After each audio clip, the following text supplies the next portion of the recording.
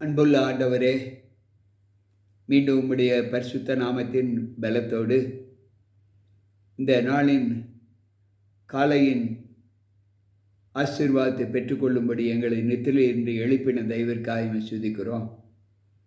இந்த மத்திய நாளின் காலை பொழுதை நாங்கள் காண்பதற்கு என் தேவன் எங்களுடைய கண்களை திறந்தீர். நன்றி ஐயா. வந்திருக்கின்ற எங்கள் ஒவ்வொருவருக்குள்ளும் உம்முடைய கிருபை தங்கி எங்களை சமாதானத்திற்கு ஏற்ற வாழ்க்கையினை வாழ்ந்து காண்பிக்க நீர் எங்களோடு இரும். உம்முடைய சமூகம் எங்களை ஆட்கொள்ளட்டும். மீட்பர் இயேசு கிறிஸ்துவின் நாமத்தில் ஜெபிக்கிறேன் நல்ல பிதாவே, ஆமென். அன்பு பிள்ளைகளே, மீண்டும் கர்த்தருடைய வார்த்தைகளோடு நாம் இணைந்து தேவ சமூகத்தில் இந்த நாளுக்குரிய வார்த்தைகளை கேட்பதற்கு வந்திருக்கிற உங்கள் அனைவருக்கும் ஆண்டவர் இயேசு கிறிஸ்துவின் நாமத்தின் இந்த மத்திய நாளின் புதன்கிழமையின் காலையின் வாழ்த்துக்களை தெரிவித்துக் கொள்கிறேன். கர்த்தர் நம்மோடு இருப்பாராக. நேற்றைய தினத்தில் யோபு தன்னுடைய வார்த்தைகளை பேசினதை நாம் பார்த்தோம். இன்றைக்கும் அதே வார்த்தைகளை அவர் தொடர்ந்து பேசுகிற ஒரு அனுபவம் என்னவென்றால், இவைகள் எல்லாவற்றிலேயும் என் கண் கண்டு என் காது கேட்டு அறிந்திருக்கிறது. நீங்கள் என்ன என்னை குறித்து சொல்ல ஆசைப்பட்டீர்களோ அவைகளை எல்லாம் நான் கேட்கிறேன், அவைகளை என் கண்கள் காண்கிறது. நீங்கள் அறிந்திருக்கிறதை நான் அறிந்திருக்கிறேன், நான் உங்களுக்கு தாழ்ந்தவன் அல்ல என்று சொல்லுகிறார். சர்வ வல்லவராலே நான் பேசினால் நல்லது. தேவனோடே நியாயத்திற்காக வழக்காட விரும்புகிறேன். எப்படி யாக்கோபு ஜெபித்தாரோ, நீர் என்னை ஆசீர்வதித்தால் ஒழிய நான் உம்மை விடமாட்டேன். அவர் தன்னுடைய நீதி நியாயங்களுக்காக தேவ சமூகத்தில் அவருடைய பாதத்தை விடாமல் பற்றி கொண்டு போராடினதைப் போல நானும் போராடுவேன் என்று சொல்லுகிறார். நீங்கள் பொய்யை பிணைத்து பேசுகிறீர்கள். நீங்கள் எல்லோரும் காரிய சித்தை உள்ள பிள்ளைகள், வைத்தியர்கள் என்று சொல்லுகிறார். நீங்கள் செய்கிற காரியம் உங்களுக்கு நன்மையாக எது தெரிய வேண்டுமோ அது தெரிய வேண்டுமென்றால் நீங்கள் எந்த நிலையிலும் நீங்கள் பேசாது இருப்பது, உங்கள் வாயை திறக்காமல் இருப்பது நல்லது. அன்பு பிள்ளைகளை, இதை ஞானி சொல்லுகிறார். நாம் எந்த நிலையில் நாம் பேச வேண்டுமோ அந்த நிலையில் நாம் பேச வேண்டும். எந்த இடத்தில் நாம் பேசாமல் இருக்க வேண்டுமோ அந்த இடத்தில் நாம் பேசாமல் இருக்க வேண்டும் என்று ஞானி சொல்வதைப் போல இங்கு யோபு சொல்லுகிறார். அவருக்கு முன்பாக முகதாட்சண்யம் இல்லை. அவர் தம்முடைய வார்த்தைகளின் பலத்தை கொண்டு நம்மோடு அவர் பேச விரும்புகிறார். இன்றைக்கு அவருக்குள் இருக்கிற நாம் அவர் மூலமாக நாம் முகதாட்சண்யம் பார்த்து நாம் உள்ளதை உள்ளபடி சொல்லாமல், இல்லாததை இல்லாதபடி சொல்லாமல் இருப்போம் என்றால் அதற்கேற்ற நிந்தை நமக்கு வரும் என்று அவர் சொல்லுகிறார். அவருடைய மகத்துவம் உங்களை திடுக்கிட பண்ணும். அவருடைய பயங்கரம் உங்களை பிடிக்கும். உங்கள் பேரை நினைக்க பண்ணும் அடையாளங்களை சாம்பலுக்கு சரி, உங்கள் மேட்டிமைகள்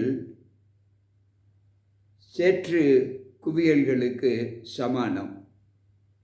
நீங்கள் மௌனமாய் இருங்கள், நான் பேசுகிறேன், எனக்கு வருகிறது வரட்டும். நீங்கள் என்னை குறித்து கவலைப்பட்டு பேச வேண்டாம். என்னை குறித்து நானே கவலைப்பட்டு பேசுகிறேன். அப்படி பேசுவது நிமித்தம் எனக்கு என்ன நடந்தாலும் பரவாயில்லை என்று சொல்லுகிறார். நான் என் பற்களினால் என் சதையை பிடுங்கி என் பிராணனை என் கையில் வைப்பானே.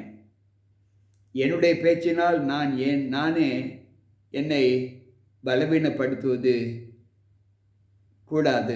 நான் அப்படிப்பட்ட பேச்சுக்களை பேச மாட்டேன் என்று சொல்லுகிறார். ஒருவேளை அவர் என்னை கொன்று போட்டாலும் அவர் மீது நம்பிக்கையாய் இருப்பேன், அவர் வழிகளை நான் ரூபகாரப்படுத்துவேன் என்று சொல்லுகிறார். எனக்கு எவ்வளவு பெரிய இக்கட்டுகள் வந்தாலும் அந்த இக்கட்டுகளிலிருந்து நான் என்னை விடுதலையாக்கிக் கொள்ள வேண்டும் என்று விரும்பினால், ஒருவேளை அது மரணமாக இருந்தாலும் சரி, நான் அதை குறித்து கவலைப்பட மாட்டேன் என்று சொல்லுகிறார். எனக்கு பிரியமான தேவ பிள்ளைகளே, சற்று யோசித்து பார்ப்போம்.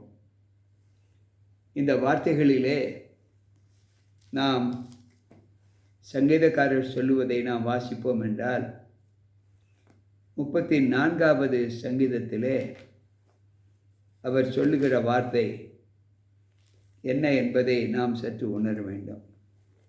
34வது சங்கீதம் 17வது வசனம் இப்படி சொல்லுகிறது. ஆண்டவர் சொல்லுகிற வார்த்தை என்னவென்றால், நீதிமான்கள் கூப்பிடும்போது கர்த்தர் கேட்டு அவர்களை அவர்களுடைய எல்லா உபத்திரவங்களுக்கும் நீங்களாக்கி விடுவார். நீங்கள் நினைக்கிறபடி நான் சாவுக்கு என்னை ஆண்டவர் ஒப்பு கொடுத்தாலும் அவர் மீது நம்பிக்கையாக இருப்பேன் என்று சொல்லுகிற வார்த்தை. தானியேல் சிங்கக்கவியிலே போடப்பட்ட போது தேவன் மீது வைத்திருந்த நம்பிக்கை அவரை எப்படி உயிரோடு காப்பாற்றினாரோ, அதை போல நான் என் தேவன் மீது வைத்திருக்கிற நம்பிக்கை என்னை நிச்சயமாக மீட்டெடுக்கும் என்று அவர் நம்புகிறார். எனக்கு பிரியமான தேவ பிள்ளைகளே, இந்த நம்பிக்கையிலே நம்முடைய வாழ்க்கை ஆண்டவரை மட்டும் நம்பி ஜீவிக்கிற ஒரு அனுபவத்தை பெற்றிருக்க வேண்டும். நீங்கள் 2 காரியங்கள் எனக்கு நீங்கள் திட்டமாய் செய்ய வேண்டும். அது என்னவென்றால், உங்கள் கையை என்னை விட்டு தூரப்படுத்துங்கள். உம்முடைய பயங்கரங்கள் என்னை கலங்க பண்ணாது இருப்பதாக என்று சொல்லுகிறார். அன்பு பிள்ளைகளே, இன்றைக்கு நம்முடைய வாழ்க்கையில் நாம் ஒருவருக்கொருவர் பகிர்ந்து கொள்ளக்கூடிய குணலட்சணங்கள் எப்படிப்பட்டது என்பதை நாம் நன்கு அறிகிறோம். பேசும்போது நன்றாக முகசுத்தியோடு பேசுகிறோம். அந்த பேச்சை கடந்ததற்கு பின்பு அவரை குறித்து அகால மரணத்திற்குள்ளான சிந்தைகளை சிந்திக்கிறோம். இது நம்முடைய இயல்பு. ஆண்டவர் சொல்லுகிறார், நீங்கள் எல்லா நிலைகளிலும் உங்களை கொச்சைப்படுத்தாத அளவிற்கு உங்களுடைய வார்த்தைகளை நீங்கள் மட்டுப்படுத்த வேண்டும். பதிலுக்கு பதில் பேசாமல் இருப்பது மிக நல்லது என்று சொல்லுகிறார். மூக்கை பிசைதல் இரத்தத்தை உண்டு பண்ணும், வாயை பிசைதல் கோபத்தை உருவாக்கும். நாம் எந்த நிலையிலும் நம்முடைய வாய்மொழிகளினாலே நான் கோபத்தை, மூர்க்கமான குணத்தை சம்பாதித்து கொள்ளக்கூடாது என்று இந்த வார்த்தைகள் சொல்லுகிறது. என் அக்கிரமங்களும் பாவங்களும் எத்தனை, என் மீறுதல்களையும் என் பாவத்தையும் எனக்கு உணர்த்தும். நான் செய்த பாவங்கள், நான் செய்த தவறுகள் எல்லாவற்றையும் எனக்கு உயர்த்தும் என்று ஆண்டவர் சொல்லுகிறார். அப்படி என்றால் நாம் நமக்குள் இருக்கும் பாவ நிலைகளை நாம் அறிக்கையிட வேண்டும் என்று ஆண்டவர் சொல்லுகிறார். இங்கு வேதம் சொல்லுகிறது, நீர் உமது முகத்தை மறைத்து என்னை உமக்கு பகைஞனாக எண்ணுவானே. என் முகத்தை, உம்முடைய முகத்தை எனக்கு முன்பாக மறைத்து என்னை உமக்கு விரோதியாக நீர் எண்ண வேண்டாம் என்று சொல்லுகிறார். அன்பு பிள்ளைகளை, மக கசப்பான தீர்ப்புகளை என் பேரில் எழுதுகிறீர். என் சிறுவயதின் அக்கிரமங்களை எனக்கு பழிக்க பண்ணுகிறீர். என் கால்களை தொழுபடித்து போட்டு என் வழிகளை எல்லாம் நீர் காவல் பண்ணுகிறீர். என் காலடிகளில் அடையாள சத்தம் போடுகிறீர். இப்படிப்பட்டவன் அழுகு போய் வஸ்து போலவும் பட்டரித்த வஸ்திரம் போலவும் அழிந்து போவான். யாரெல்லாம் அன்பை மறைத்து முகதாட்சண்யம் பண்ணி பேசுவது ஒன்று இன்பமாக பேசி துன்மார்க்கமான செயலில் ஈடுபடுகிறார்களோ அவர்கள் எல்லோருமே பொட்டரித்து போய் போன வஸ்திரம் போல இருப்பார்கள் என்று சொல்லப்பட்டு இருக்கிறது. அதாவது கெட்டுப்போன, கிழிந்து போன, போட முடியாத, ஒன்றுக்கும் உதவாத வஸ்திரத்தை போல ஆவார்கள் என்று சொல்லப்பட்டிருக்கிறது. இந்த யோபுவின் இந்த திடகாத்திரமான இந்த நம்பிக்கை நமக்கு இந்த 13வது அதிகாரத்தில் எப்படி நமக்கு சித்தரித்து காண்பிக்கப்பட்டு இருக்கிறது என்பதை நாம் உணர வேண்டும்.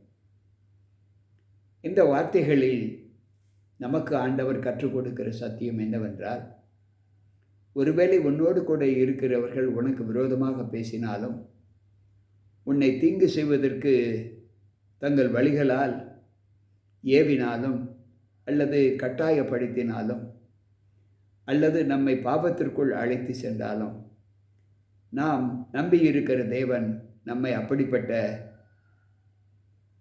உபத்திரவங்களுக்கு நம்மை ஒப்புக் கொடுக்க மாட்டார் என்ற நம்பிக்கை நமக்கு முதலாவது வேண்டும். அப்படியே அவர்கள் நமக்கு செய்தாலும், அதில் நாம் ஒருவேளை விழுந்து விட்டாலும், நம்மை காக்கிறவர் உறங்கார். அவர் அந்த காரியங்களை வாய்க்க செய்ய மாட்டார் என்று ஆண்டவர் சொல்லுகிறார். நீ அக்கினியிலே நடந்தால் வேகாது இருப்பாய், தண்ணீர் மேல் நடந்தால் மூழ்காது இருப்பாய் என்று ஆண்டவர் சொல்லுகிறார். உன்னை காக்கிற தேவன் நான் உன்னோடு கூட இருக்கிறேன் என்று சொல்லுகிறார். நீ என்னால் மறக்கப்படுவது இல்லை என்று சொல்லுகிறார். உன்னை நான் கீழாக்காமல் மேலாக்கி வாலாக்காமல் தலையாக்குவேன் என்று சொல்லுகிறார். உபத்திரவத்தின் நடுவிலே நான் சஞ்சரித்தாலும் என் கால்களை திடப்படுத்துகிற தேவன் அவர் ஒருவரே. எனக்கு பிரியமான தேவ பிள்ளைகளே, இந்த நம்பிக்கையிலே நாம் நம் தேவனோடு வாழ்கிற ஒரு நியமத்தை இன்றைக்கு நாம் கற்றுக்கொண்டோம். யார் என்ன செய்தாலும் அதற்கு பதிலுக்கு பதில் செய்யக்கூடாத ஒரு எண்ணம் நம் இருதயத்தில் எந்த நிலையிலும் உருவாக்கப்படக்கூடாது. அப்படி உருவாக்கப்படும் என்றால் அவர்களைப் போல நாமும் மாற்றப்பட்டு விடுவோம் என்று நம் தேவன் நமக்கு இந்த வாசகத்தின் மூலமாக கற்றுக் கொடுக்கிறார். இந்த நாளிலும் இந்த அனுபவத்திலே நம்முடைய வாழ்க்கை மனம் கசந்து போய்விடாதபடி இன்றைக்கு ஆண்டவர் நமக்கு கற்றுக் கொடுத்த இந்த சத்தியத்தின் பேரிலே நம்முடைய வாழ்க்கை தொடர அதிகாலையில் வந்திருக்கிற நாம் எல்லோரும் இணைந்து தேவ சமூகத்தில் ஜெபிப்போமா? அன்பு ஆண்டவரே, உம்முடைய வார்த்தைகளை தியானிப்பதற்கு எங்களுக்கு கொடுத்த இந்த நல்ல தருணத்திற்காக செபிக்கிறோம். நிசப்தமான இந்த காலை வேளையை நாங்கள் ஏற்றுக்கொண்டு அதில் எங்களுக்கேற்ற அனுகூலங்களை உம்முடைய வார்த்தைகளின் மூலமாக நாங்கள் பெற்று நடப்பதற்கான பலத்தை எங்களுக்கு தாரும். இந்த நாளிலும் கேட்டுக்கொண்டிருக்கிற ஒவ்வொரு பிள்ளைகளுக்கும் ஆண்டவரே அப்படிப்பட்ட ஆசீர்வாதத்தை கொடுத்து நல்மனதோடு நீங்கள் சமாதானமாய் இருங்கள் என்று சொன்ன அந்த வார்த்தையின் பலன் எங்கள் ஒவ்வொருவர் மேலும் விழுவதாக. உம்முடைய சமூகம் எங்களை ஆட்கொண்டு நீர் நன்மை செய்வதற்கு எங்களை பழக்குவிக்கிற தேவன், தீமை செய்வதற்கு நாங்கள் எந்த நிலையிலும் எங்களை நாங்கள் பழக்குவிக்காதபடி எங்களை பரிசுத்தத்தோடு உம்முடைய சமூகத்தில் ஒப்புக் கொடுக்க எங்களை தாழ்த்துகிறோம். ஏற்றுக்கொள்ளும், பலப்படுத்தும். மீட்பர் இயேசு கிறிஸ்துவின் நாமத்தில் ஜெபிக்கிறேன் நல்ல பிதாவே, ஆமென். அன்பு பிள்ளைகளே, கர்த்தருடைய வார்த்தைகளை கேட்ட உங்கள் அனைவருக்கும் நிச்சயமாக நல்ல ஈவுகளை ஆண்டவர் கொடுப்பார் என்று நான் நம்புகிறேன். அந்த நம்பிக்கையோடு இந்த காலையை நீங்கள் ஆண்டவருடைய பாதத்தில் பெற்று அவருக்குள்ளாக இந்த நாளை உபயோகப்படுத்துங்கள். கர்த்தர் நம்மோடு இருப்பாராக. மீண்டும் நாளை சந்திப்போம். உங்கள் போதகர் ஜி.கே. ராபர்ட்.